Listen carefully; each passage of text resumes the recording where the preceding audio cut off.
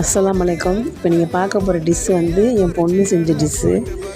அது வந்து ப்ரெட்டு வந்து மிக்ஸியில் அரைச்சி வச்சுக்கிட்டாங்க. அப்புறம் உருளைக்கிழங்க வேக வச்சு அதை வந்து நல்லா நசிச்சிட்டு அதை வந்து தட்டி அது உள்ளார வந்து சீஸ் வச்சு அதை உருண்டையாக்கி அதுக்கப்புறமா அதை மைதா மாவில் போட்டு தண்ணியில் போட்டு அலசி எடுத்து அதுக்கப்புறம் ப்ரெட்டு ஜாமை தூவினாங்க.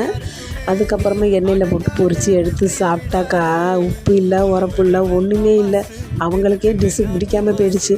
ஏன்டி இப்படி கொலை பண்ணி போட்டிருக்க அப்படின்னு சொல்லிவிட்டு நம்ம ஸ்டைலில் பண்ணிக்கலான்னு சொல்லிவிட்டு அந்த ரவுண்டாக இருந்தாக்கா அந்த டிஷ்ஷில் வந்து உப்பு உரப்பு ஒன்றுமே செட் ஆகாதுன்னு சொல்லிவிட்டு ரவுண்டாக இருக்கிற பாலெல்லாம் வந்து நம்ம தூள் தூளாக ஆக்கிட்டு அதுக்கப்புறமா பஜ்ஜி மாவு போட்டு பச்சரிசி மாவு போட்டு மல்லி புதினா பச்சை மிளகா வெங்காயம் எல்லாத்தையும் போட்டு நல்லா மிக்ஸ் பண்ணி அதுக்கப்புறமே எண்ணெயில் போட்டு பொரித்து எடுத்தாக்கா நல்லா கிறிஸ்பியாக சூப்பராக முறுமுறுன்னு இருந்துச்சுங்க.